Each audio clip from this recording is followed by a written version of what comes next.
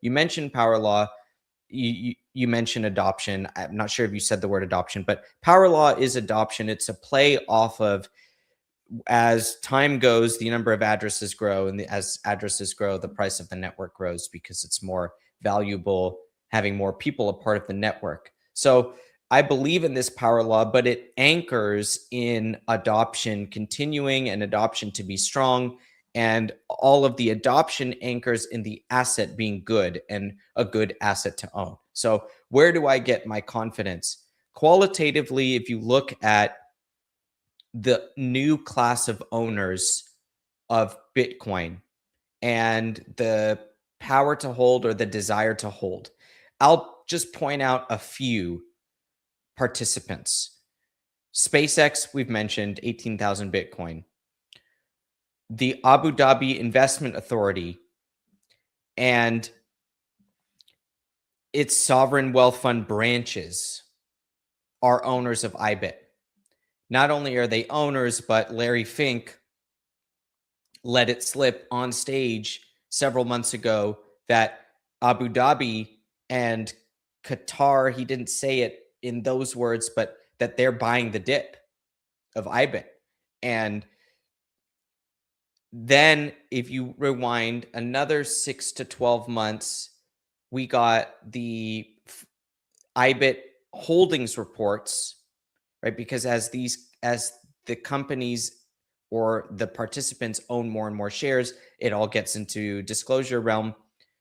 We have Midwestern pension funds and Harvard becoming large owners of IBIT. So in the beginning, if it was guys like you and me, and now it's Abu Dhabi, Harvard, Fidelity, BlackRock, SpaceX, then what is the path? What is the evolution and what is the direction of that? And directionally, and let's not forget Morgan Stanley now filing for its ETF so that it can plug and play that vehicle into its multi-trillions of 401k money in the United States. And by the way, that's on a go forward basis. We're going to get that. So price can go down, but where is the interest?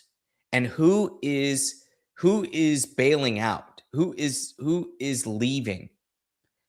You don't see any of these participants that I mentioned leaving. They're actually arriving one by one and slowly.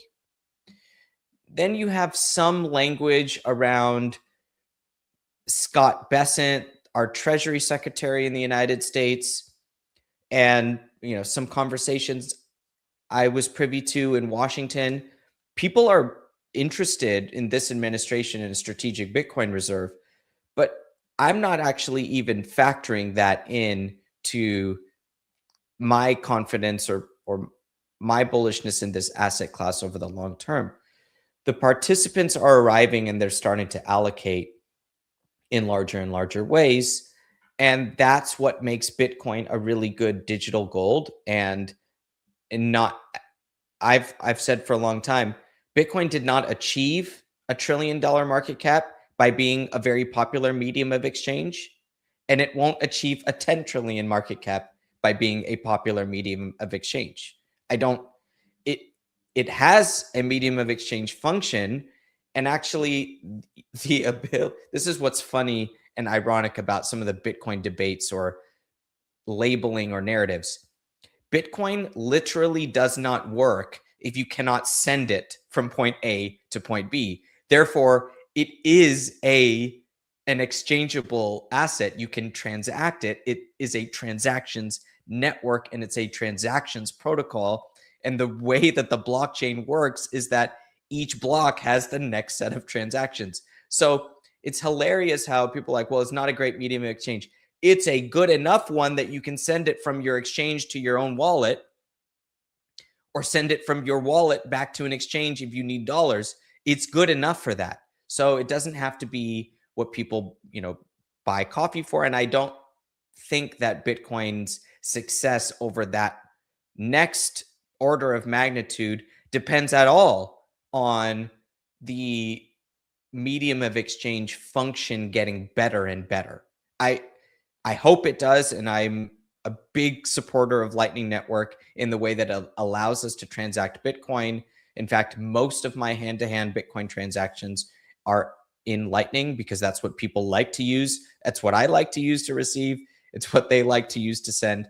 So Bitcoin is succeeding there. But going back to your question, which is where does the conviction come from? The conviction comes from the physical adoption, the participants that are coming into this asset class. It's not that I'm some proponent of the big guys getting all the Bitcoin.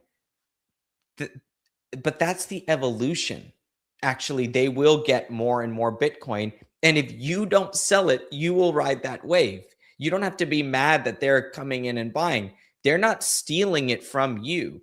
The protocol is not going from 21 million to 42 million to make room for IBIT.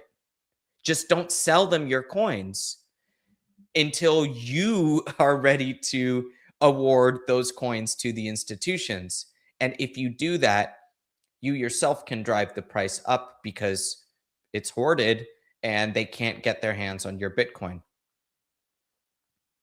And so with that, it's fun that people are mad that Bitcoin is developing as it's intended to do. Like I mean, it's an old meme, but people always said, oh, like the institutions will come, the game theory, the financial assets, like all of those. Like we heard that. I wasn't around for that, but from what I've heard is we all talked about that in 2013, 14, 15, 16. And now it kind of is happening and people are mad. It's kind of like interesting to see how people are mad at strategy, at Seyr, at BlackRock, at all those financial institutions. And they're like, hey, but Bitcoin is peer-to-peer cash. And I'm like, it can still be that. And it can also still be used just as a savings technology or store of value or as an investment, however other people perceive it to be. You know what I mean? Like it can be a medium of exchange for me and a store of value for me, and for someone else, it's just a store of value, just a savings technology. So the one I feel like doesn't exclude the other one. So, and like I'm not taking a gamble of if we're gonna use Bitcoin as money or not, if fiat currencies go away or not. Like that's above my pay grade, I think. But you can already use it as money. Like I do accept Bitcoin. I do exchange Bitcoin here and there. But mostly I just use it to hodl it and put the number gap technology to work. And Robin, let me also say, I mentioned IBIT and Harvard and, these institutions, but part of the conviction has to come from using it and understanding what it is. And once you've used Bitcoin, once you've sent it, received it, I think sending it from your exchange to yourself is step one. I think everybody needs to try this aspect of it, watch it move on the blockchain, get a block explorer, go to mempool.space, watch your transaction go from unconfirmed to confirmed. It's so powerful that when we think about Bitcoin's role today in a digital world of being a decentralized digital store of value and the lack of competition because no one has been able to create that decentralized replacement for Bitcoin. People have created many centralized competitors, replacements, but no one has achieved anything close. And the market cap of Bitcoin versus its crypto competitors suggests that insiders always dump. We see the same pattern on every chart. This is no one is talking about that anymore, which is the fundamental of it all. So I'm glad that you're asking these questions. Like, where does your conviction come from? Actually, Bitcoin is the most special and unique asset class on the planet. That's that's an opinion.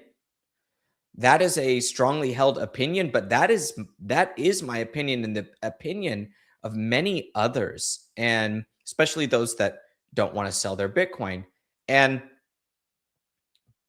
Bitcoin and its lack of competition is one of the most important fundamentals, because if you believe that people need a decentralized digital store of value, a coin that they can trust, that won't be diluted, an asset that they can trust, then it's actually very easy to see Bitcoin's longevity. And then once you get into the longevity, then you can say, yeah, the network will probably continue to grow, participants will come in, and the market cap will increase over time. And you said you also like the power law of Bitcoin, if that's right. Why does that power law make sense for you? Like, why is that a model that intrigues you? I think empirically it is attractive, because if you look at the model and you look at the price history, you can see that. I've done the spreadsheet myself, where I've taken the power law numbers and I've gotten the day count and the exponent and done the math in the spreadsheet myself, and I can see that Bitcoin's expected compound annual growth rate today is around 40%, and over the next decade falls to the 30s and the high 20s. That makes a lot of sense to me. That's like passes the smell test, as they say. It's not calling for obscene returns, and of course it'll have fluctuations as it has in the past, but it seems like a reasonable expectation to have a 35% compound annual growth rate over the coming 10 years, or 5 to 10 years. So those are some of the numbers that, when I first looked at it, it passed the smell test. I built out my spreadsheet. But then I read a book recommended to me by Dr. Stephen Perrineau and Dr. Giovanni Santostasi, called Scale by Jeffrey West. And it helped me understand power laws in nature and how things scale at a power law. And when I think about Bitcoin as a network, I can now understand better that Bitcoin is a force of nature, and that the adoption path might follow other natural human networks, or even things in nature, but really human networks. And technology adoption in the past has also followed these types of power law waves or power law patterns. So I would recommend Jeffrey West Scale, and I haven't read Dr. Santostasi's book, but I bought it here, the paper version. It's a big one. It's actually like a textbook, and there's a ton of charts and math in here. And actually, if I just flip this open here, you can see that he's also talking about things that occur in nature. So this is a chart that shows metabolic rates for different mammals, how much they eat and how much they weigh, and it follows a type of power law. So Bitcoin's power law is, to me, a sign that Bitcoin is a natural phenomenon that human beings were waiting for. And it is difficult to put into words why someone agrees with the fact that Bitcoin is following a power law, but I would try to summarize it by saying that Bitcoin is a naturally evolving human network, and those human networks do follow some mathematical patterns. Yeah, Giovanni and also Stephen Bernard, they both have been on, I think, 2 or 3 times. I lost count. But it was really, it's really fun with them. They have really interesting analysis, and especially also Stephen Pernaut, who goes into what is the perfect Bitcoin allocation if you just take Bitcoin, and he compares Bitcoin and US dollars and how, I think, was it 72 or 75, something like along those lines, being the perfect allocation. So like when Bitcoin goes up, sell a little bit, keep it in US dollars. When it goes down, you have dry powder to like buy the dip and all of those things, which I found very interesting because my strategy up until now was just all in. Let's go. And he informed me on some new ways to think about it. I'm still not at the point where I would sell Bitcoin if it's very high. I just try to buy it heavier if it's down like now.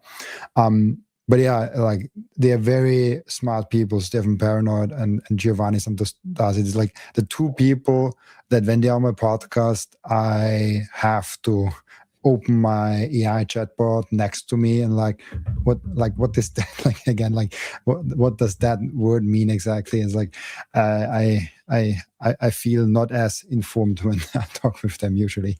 Yeah, I my episodes with Dr. Perno are the ones that I end up listening back because I don't I don't end up listening to most of my own interviews that I conduct because I'm the one that's listening while it's happening. But there are a few times where I have to go back and oh my god, I'm gonna need to listen to this again. Yeah, great people. And also one thing I want to note here again, because we talk about those average returns, and I think it matters that we are currently at a lower point of Bitcoin. I don't want to call it the bottom because it's like, for me, impossible to gather where the bottom is, but like it's a lower point in Bitcoin. And so for people to think, it's very important for me to know, like, if we are measuring Bitcoin's CAGR from today, it will be greater than the CAGR we would have from Bitcoin just 8 months ago. And so if you love Bitcoin, if you've loved Bitcoin 8 months ago, you must love it even more right now. But it's hard for people to comprehend that because the CAGR is so much higher right now than when you start with 120k instead of, what is it, 60k, 70k? I don't know today's price.